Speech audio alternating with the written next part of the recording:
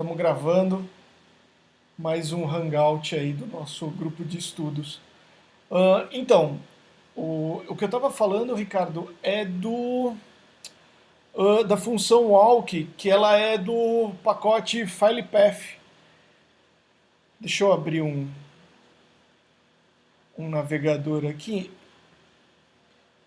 Ah, eu fiz esses dias uma brincadeira usando a função walk.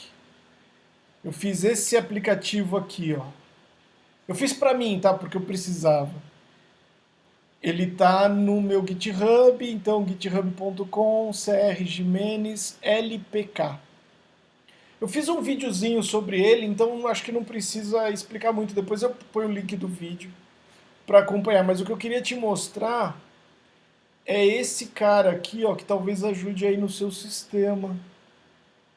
Ah, deixa eu ampliar a tela um pouquinho.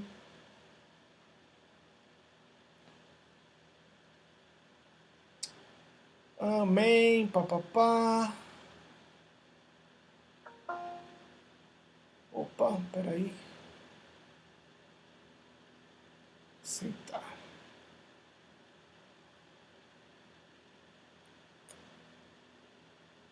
Aqui, ó. FilePath Walk, tá vendo? Aí você passa para ela a raiz da onde você quer que ele comece a procurar e uma função. E ele vai passar, ele vai percorrer toda a árvore de diretórios dessa raiz que você apontou, né? Ele vai sair procurando e vai pegar cada um dos arquivos e cada um dos diretórios, entrar em cada um e retornar para a função que você passar. A função que você passar, que é, no caso eu chamei de visit, mas podia ter outro nome qualquer, ela vai receber o path completo, vai receber as informações do arquivo, como nome, se é um diretório ou não, e por aí vai, e erro. E daí é bem facinho de manipular. Por exemplo, se você retornar new, quer dizer que você quer ignorar esse e passar para o próximo. Se for um diretório e você não quiser entrar nesse diretório, por exemplo, aqui eu não quero entrar no vendor. Então é só passar a skip dir. E por aí vai, sabe? Tipo, se você quer que ele pare de fazer a procura, você chegou no fim, você não quer mais que ele procure nenhum arquivo, você passa EOF. Mas se você não passar nada e ele procurar por todos, ele para no final do mesmo jeito, quando ele acabar os arquivos. É bem útil essa função, porque é chato você escrever uma funçãozinha recursiva que funciona com todos os sistemas operacionais e vai entrar diretório por diretório, arquivo por arquivo, assim, bonitinho, né? Eu até usei essa tua. Eu até vi esse teu vídeo, foi nesse teu vídeo que eu Você chegou a chamei para usar? criar para mim criar um mini FTP, cliente de FTP automático, que é onde que eu jogo esse executável que eu criei, e vai procurar toda, toda a árvore giratória que tiver todos os XMLs, no caso é o que eu precisava, ele ia procurar tudo que tinha lá e jogar no FTP meu particular. Aí eu saí Sensacional. entregando para todos os meus clientes, falei, ó, coloque isso daí dentro da pasta onde tem 4 XMLs deu e roda para mim, por favor. Antes foram um servidor e saiu rodando, pronto. Recuperei aí mais de 80 mil XML. Sensacional, muito bom, né? Tem que, Depois eu tem, vou tem que colocar no narrar, GitHub esse FTPzinho. tem que narrar essas histórias.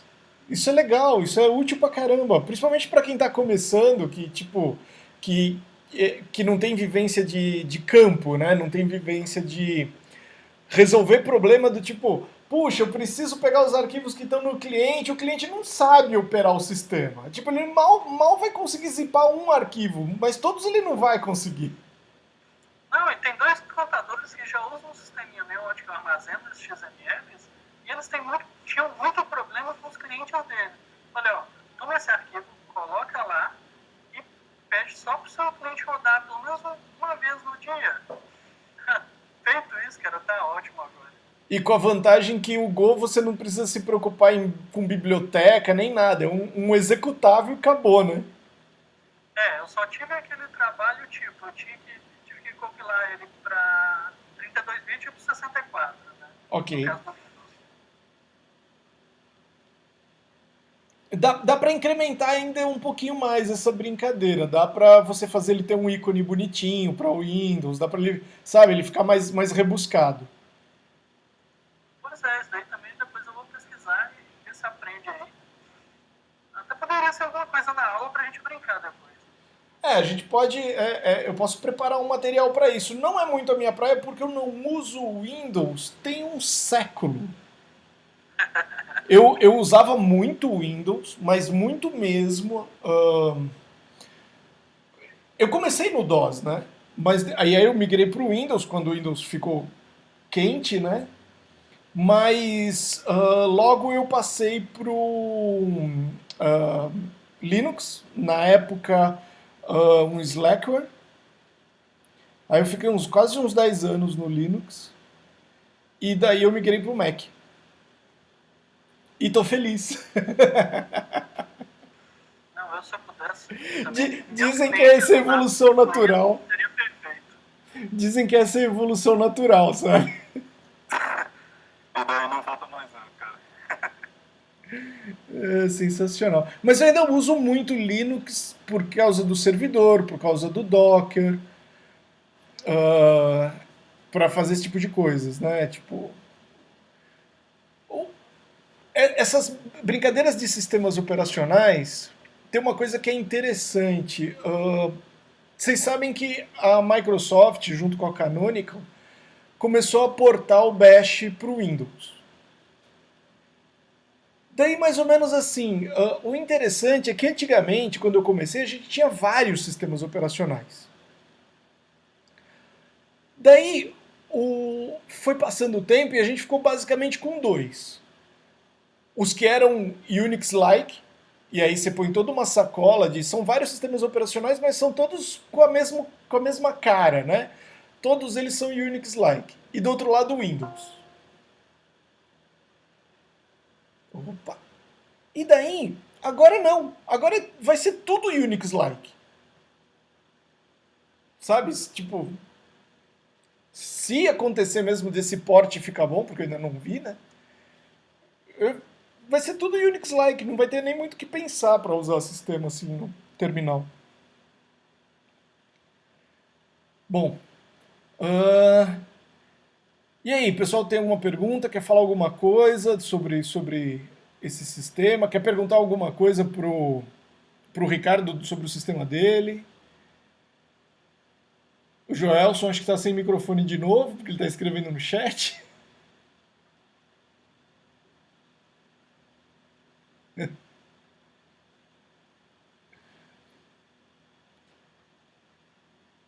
Você quer comentar alguma...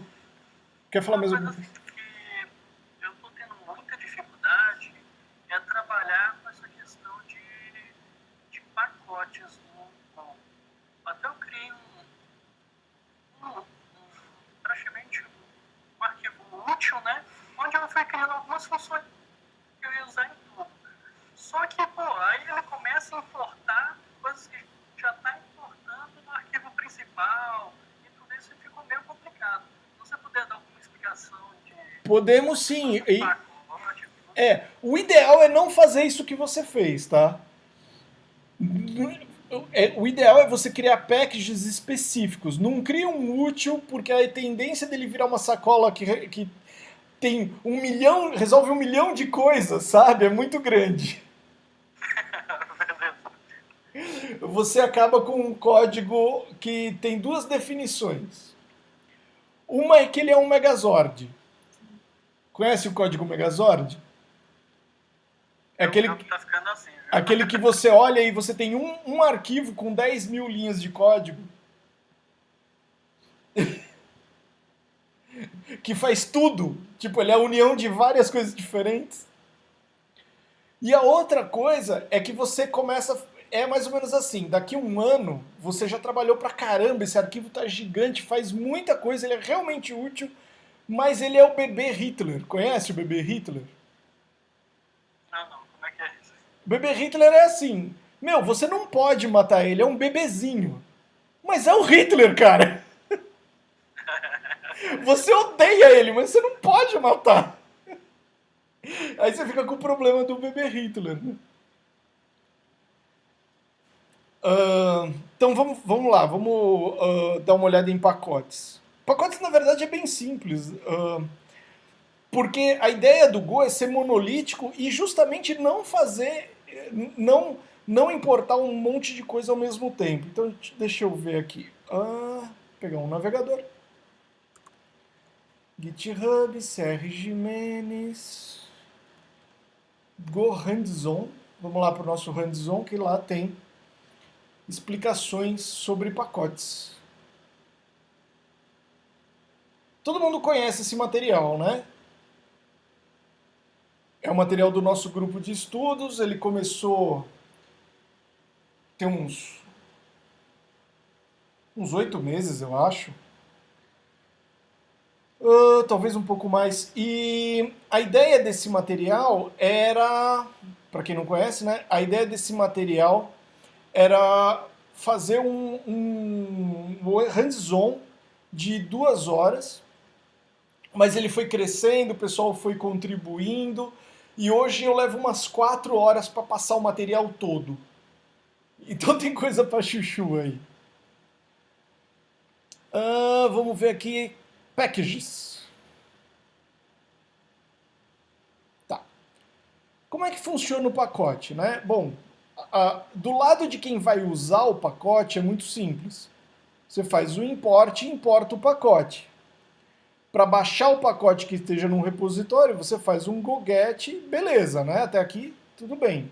Ele vai gravar lá no seu GoPath, na pasta que tiver apontada pelo seu diretório GoPath, ou agora na versão 1.8, se você não tiver um GoPath, vai ficar no diretório Go do seu usuário, dependendo do sistema que você estiver usando, né? Se estiver usando Linux, vai ser /home/ o nome do seu usuário /go. Se estiver usando Windows, vai ser o caminho que o Windows usa, que eu não lembro de cabeça, é alguma coisa user. Eu sei que termina com /go e assim por diante. E aí, para você importar um pacote, você faz assim, né? Você simplesmente chama ele no import e você pode criar um alias para ele, certo? Para atualizar um pacote, é só usar o "-u". Então, goget "-u" e um caminho para o pacote, certo?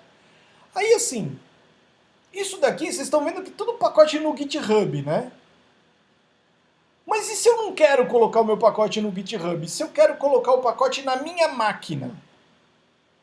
Eu não quero o caminho para o GitHub. E aí, como é que faz?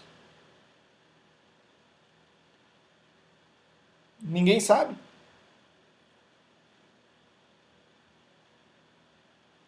Bom, vamos lá. Eu não sei não. Eu sempre estava importando assim. O mais comum de fazer é simplesmente colocar o seu pacote no caminho do seu GoPath, porque ele vai encontrar o seu pacote. Então você só precisa colocar num caminho que seja acessível pelo GoPath e aí você dá o caminho relativo para ele como se fosse um repositório. Porque ele não quer saber se aqui tem o GitHub ou não. Por exemplo, né, se eu vier nesse meu diretório aqui... Opa!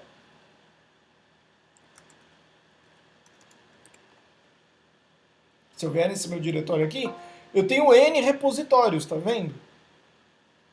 Que eu preciso de pacotes de todos eles. Deixa eu ver quem entrou aqui.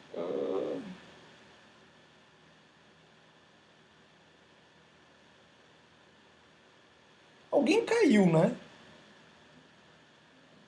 Alguém da turma caiu também. Bom, então continuando a explicação. Mas o normal é você ter isso num repositório Git em algum lugar, né? Vamos dar uma olhada nesse pacote aqui, o Rotate String, que ele foi feito justamente para ser uma demonstração de como que é um pacote. né? Esse aqui é um pacote típico, né? A única coisa que ele faz, a única função que ele faz é rotacionar uma string. Então vamos ver como é que ele é por dentro, né? Package, rotate string, que é o nome do pacote. E a função que ele está exportando. Como eu sei que é a função que está exportando? Ela começa com letra maiúscula. Tudo que tiver com letra maiúscula é o que está sendo exportado. E você tem que...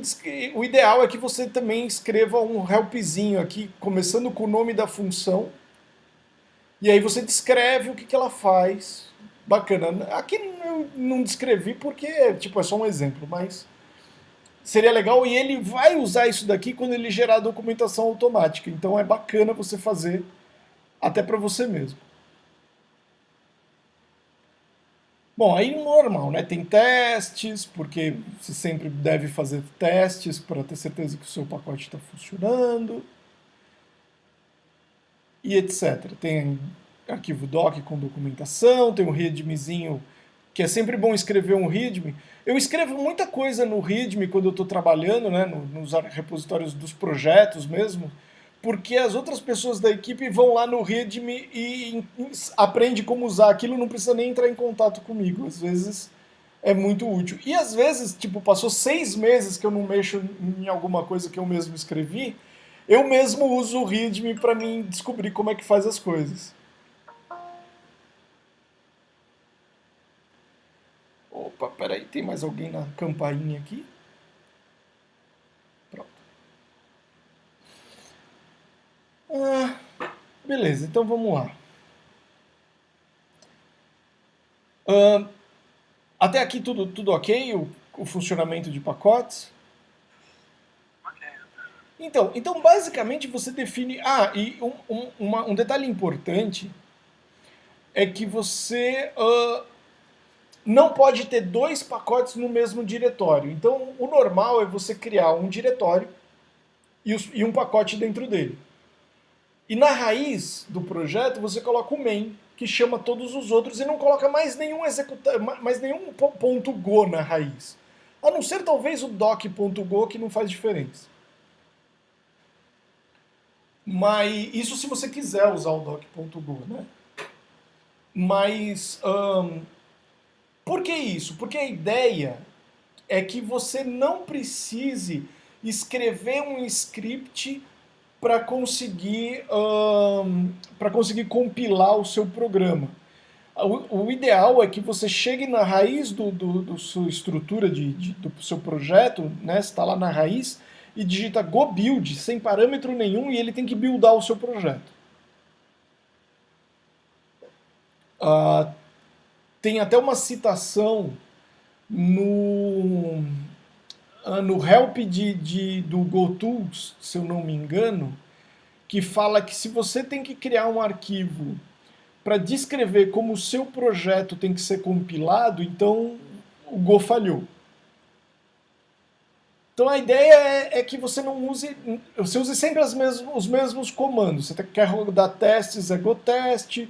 Você quer fazer Go Build, é Go Build, e por aí vai, e assim fica fácil de você não ter que lembrar tudo de novo. Então, basicamente é isso. Acho que os pontos... tem um comentário aqui. Em Java, geralmente, separa-se os models. Boa, não... Então, a gente separa também, mas isso é opcional. Você faz se você quiser. Eu queria poder mostrar... Eu tenho projetos que estão bem divididinhos, assim, com model e tudo mais, mas... são projetos da empresa e eu não posso mostrar o fonte, então eu não posso mostrar aqui, mas eu posso depois descrever, a gente pode brincar e offline não tem problema.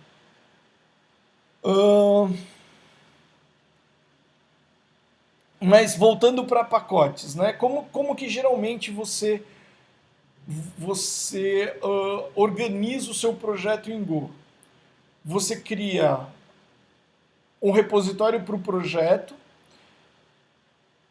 Você tem packages que estão de fora desse projeto, que são genéricos para todos os seus projetos, mas eles estão no seu GoPath. E você tem packages internos do seu projeto, eles são específicos para aquele projeto, eles não são usados em outros projetos. E aí você simplesmente usou a estrutura de diretórios do seu GoPath mais o diretório do seu projeto que você tá. É só você colocar continuar o caminho, sabe? Quando você está colocando o caminho para você seguir, é só você colocar barra e continuar escrevendo o caminho, ele vai lá no import, ele vai seguir esse caminho, desde que esteja no seu GoPath. E assim você consegue separar em pacotes tanto específicos para o seu programa, quanto genéricos que você quer usar em todos os seus programas. E aí, deu alguma esclarecida? Ficou com mais dúvida? Compliquei mais as coisas? Bem mais esclarecido. Já estava até você falando e eu fazendo algumas coisinhas aqui já ajustando. Não, o que dá para fazer, de vez em quando, se o pessoal quiser, é a gente combinar e falar assim, por exemplo, e nem precisa combinar, pode simplesmente postar lá. Descreve o problema. Quando você está com uma dúvida, assim, vai lá no nosso diretório, lá no Brazilian Studio Group, e descreve o problema. Fala assim, olha, qual que seria o melhor formato? Eu tenho tal e tal coisa, eu quero... Sabe? Porque assim, aí as pessoas podem opinar e discutir, e o legal é que essa discussão fica registrada, então é help para todo mundo, sabe? Isso é bacana. Mesmo porque Go, ele tem muita flexibilidade, então você consegue fazer muitas coisas nessa organização de projetos, você consegue fazer muita coisa do jeito que quiser, né? E... tem coisas que ficam muito ruins. Por exemplo, uma coisa que fica abominável é você usar caminho relativo para chamar os seus packages, usando, por exemplo, voltando, sabe? Usando ponto, ponto, barra. Eu não sei nem se isso compila mais. Nas versões atuais, acho que nem compila um negócio desse, mas teoricamente daria para fazer. Mas é horrível, porque você fica preso numa estrutura de diretórios que você não pode mais mudar. Mas enfim. E aí, pessoal, mais dúvidas sobre packages?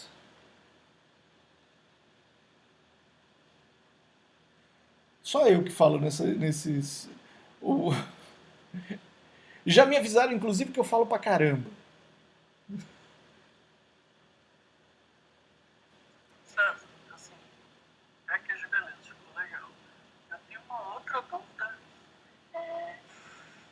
Acho que é até interessante para todo mundo que comecei a procurar em Go e não encontrei muita coisa referente. Tipo, eu compilei uma aplicação e quero, na frente dela, colocar alguma informação, tipo, eu quero que ele vá nesse arquivo aqui e faça o processo. Então, eu estou dando um parâmetro para ele externo para ele rodar.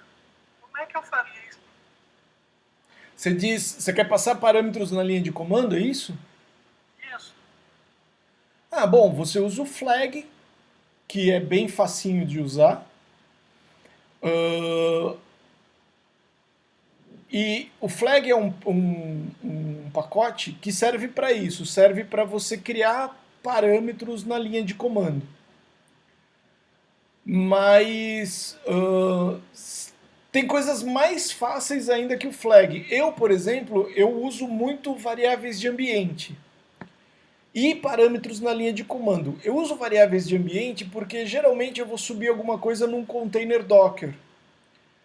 E aí eu quero configurar eu configuro as variáveis no próprio Docker Composer.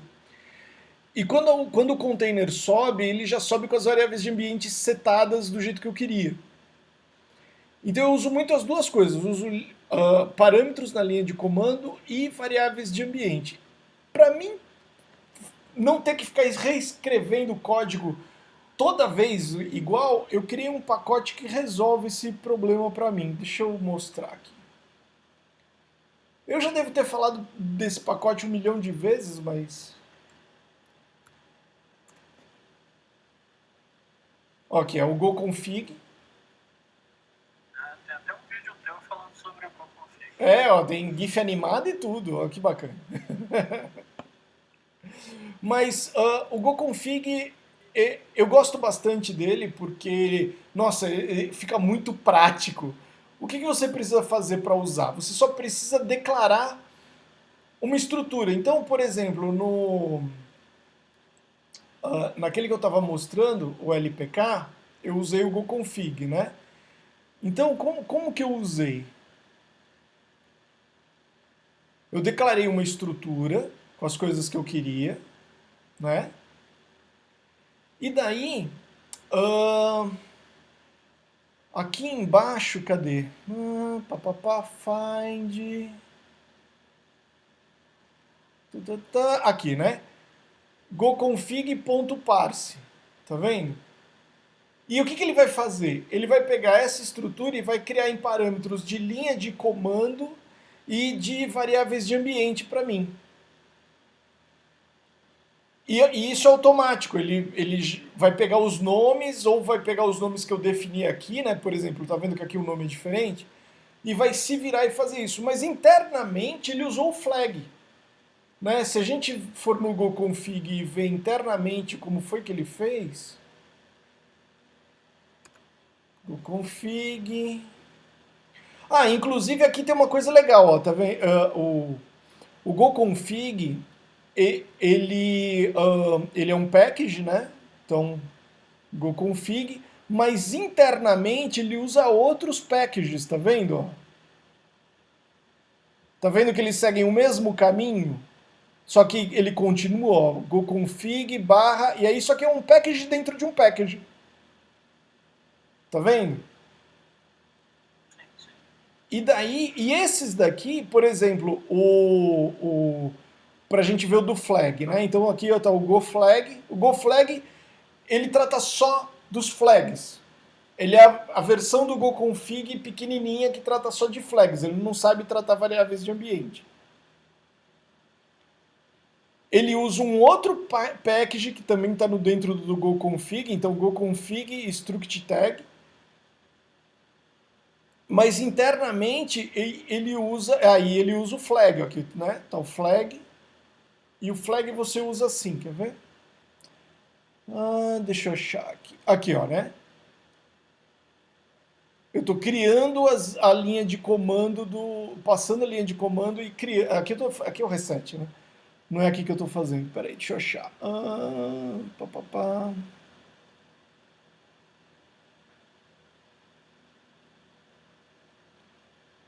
Ó. Cada um desses é para um tipo de parâmetro suportado. Então, para o inteiro, eu vou lá e crio um flag para receber um inteiro. E isso ele vai pegar um inteiro da linha de comando. Com nome específico, enfim. O legal do goconfig é que ele resolve todo esse meio de campo. Aqui ele vai pegar uma string e aqui valores booleanos.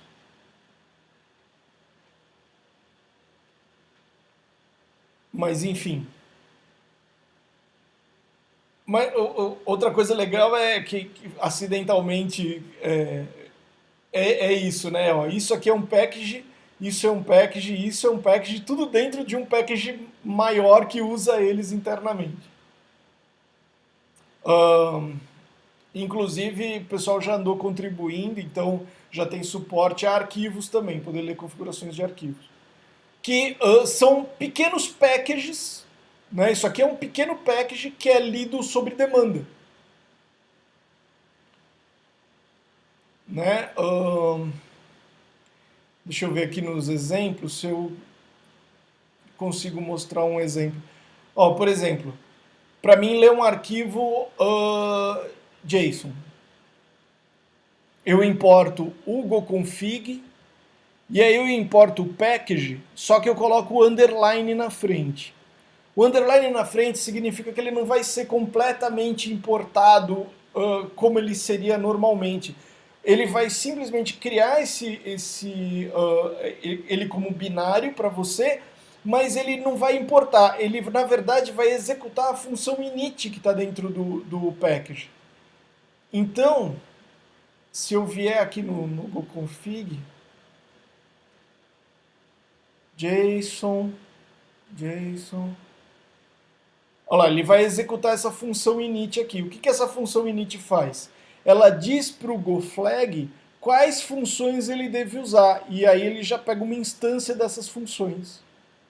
Então é uma forma de você fazer configuração dinâmica do seu sistema.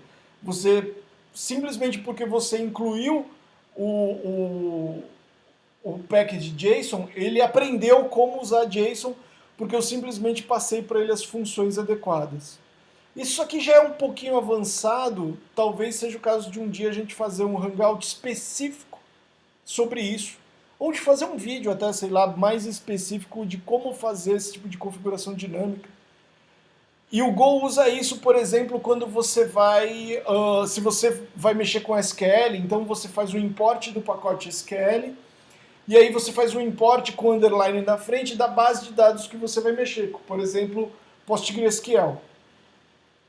E aí ele vai subir e vincular as funções do PostgreSQL no pacote SQL e pronto, o SQL sabe mexer com o PostgreSQL. Enfim, isso é configuração de pacote um pouquinho mais avançada. Depois, se o pessoal quiser, a gente pode bater mais papo sobre isso. Mais dúvidas? Como é que o pessoal tá aqui atrás? Caiu mais gente. Acho que o pessoal tá com as internet brava aí, né? O Holanda colou aí o Go by Example e Command Line Arguments, que é legal, que deve ser exatamente o flag. Vamos ver.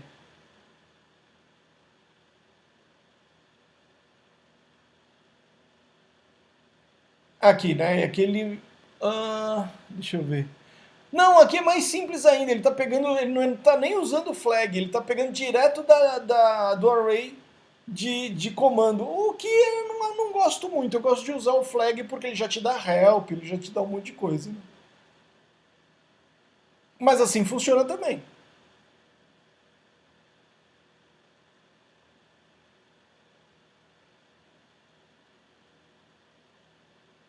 E aí, pessoal? Mais dúvidas sobre flags, sobre packages?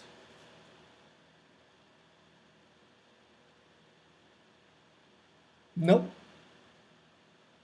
Turma calada, todo mundo no mundo, só eu falando, meu Deus do céu.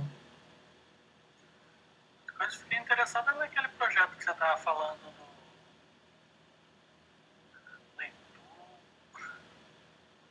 Leitor Lex. O analisador léxico. Isso.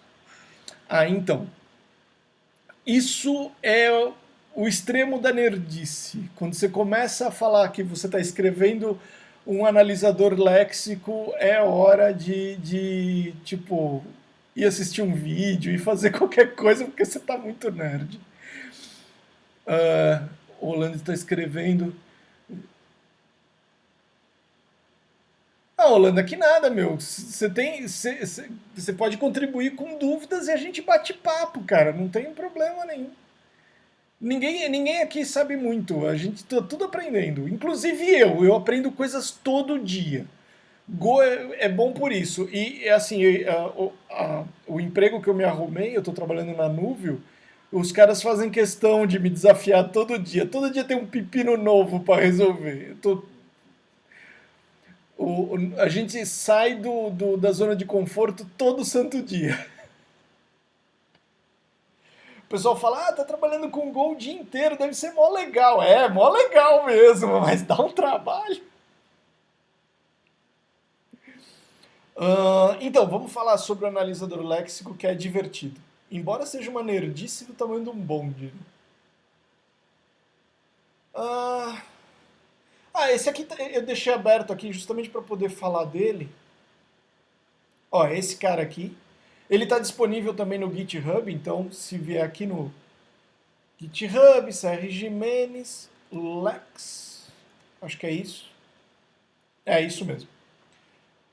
Qual que é a ideia, né? Por enquanto ele está bem no começo, você vê que meus projetos, geralmente eles são arrumadinhos, né? Tem helpzinho e tal. Esse aqui está bem no começo, então o README tá uma droga, tá vendo? Mas é porque eu ainda estou brincando com ele, não tá nem perto de estar pronto ainda. Mas a ideia é escrever um analisador léxico genérico. Por que diabos eu quero um analisador léxico genérico? Né? Aliás, por que diabos eu quero um analisador léxico para começo de conversa?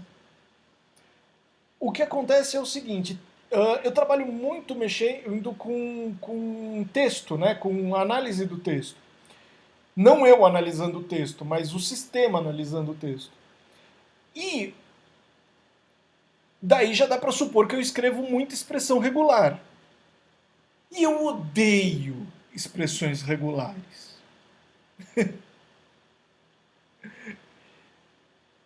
Mas fazer o quê? A gente tem que conviver com elas. Uma expressão regular, o que, que ela é? Ela é um autômato de estado finito.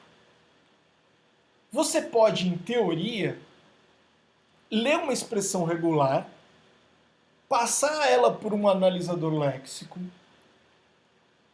do analisador léxico criar uma árvore abstrata, né, com a estrutura dos tokens que você gerou, e a partir do momento que você tem uma árvore de sintaxe estática, você consegue gerar código, você consegue criar um compilador que vai gerar código a partir daquela expressão regular. E aí você compila esse código. Esse código pode ser em Go, na linguagem que você quiser. E aí você compila esse código. Qual que é a vantagem? A vantagem é que vai ser muito mais rápido, em teoria, que a expressão regular em si. Porque não tem a etapa de compilação ou de interpretação daquela expressão regular. Aquilo virou código mesmo e depois virou linguagem de máquina. Então, em teoria, isso você ganhou muita velocidade. Qual que é o ponto contra isso? É que ficou estático. Você não consegue mudar facilmente a expressão regular. Para mudar a expressão regular, você tem que ir lá no fonte, mudar a expressão regular, mandar ele compilar de novo e etc. Então, mas enfim, como criar seu próprio compilador é uma coisa muito nerd e divertida. E todo compilador começa por um analisador léxico. Esse aqui é a minha implementação em Go. E eu tentei fazer genérico. Por que eu quero fazer genérico? Porque eu quero fazer só um e aí usar para tudo que precisar de um analisador léxico. No tempo do C, eu já andei brincando com isso no tempo do C, no C eu faria com um vetor de funções.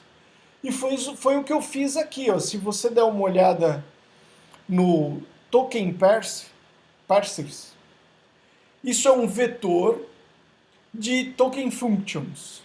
Token functions deve estar declarado aqui em cima. Ó.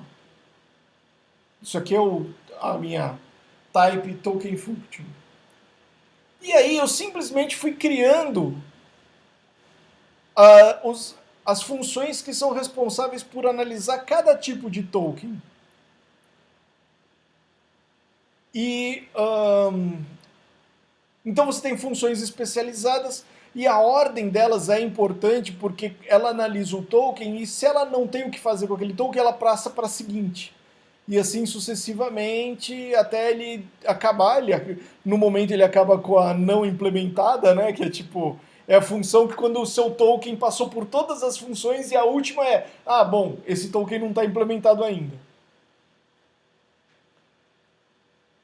E aí aqui tem uma maquinazinha que simplesmente percorre lê o arquivo, né? E depois percorre num for todas as funções para todos os tokens até chegar no EOF. E o legal é que as funções ficam bem genéricas e algumas são bem pequenininhas, né? Por exemplo, eu pego o caractere que está agora e verifico ele. Então, para ver se é uma nova linha, pego o caractere. Ah, é uma nova linha? É uma nova linha, muito bem. Então, ah, incrementa o contador de linha, cria o token, né? Append, faz o append do token no vetor de tokens. Diz que beleza, pode matar a runa, ok, fez o procedimento e acabou essa função. A ignore, por exemplo, é mais simples ainda. Ela é feita porque você não quer tokenizar espaço em branco, tab, essas coisas. Então você pega os caracteres que você quer ignorar e só incrementa o offset, mata o caractere e diz que ok. E pronto, ele vai ignorar aquele token e vai passar para o próximo. E assim vai indo, né? As funções são bem pequenininhas. A ideia é que, assim, se eu quiser criar um parser diferente, eu posso simplesmente mudar as funções que eu quero mudar aqui e pronto. Vamos ver uma outra que seja simples aqui.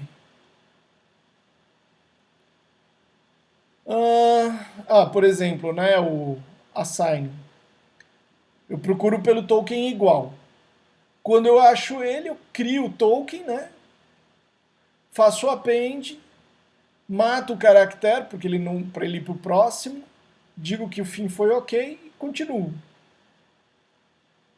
Eu tenho uma aqui que faz várias operações. Cadê? Ah, aqui, ó. Essa daqui faz várias operações. Então eu simplesmente crio um vetor, mais, menos, vezes, dividir e resto, e passo eles num for. É o mesmo princípio das outras, só que ela acumulou várias, né? Bom, enfim. E aí, isso daí, até esse ponto já funciona. Se eu vier num diretório aqui, peraí. CD, esse caminho aqui.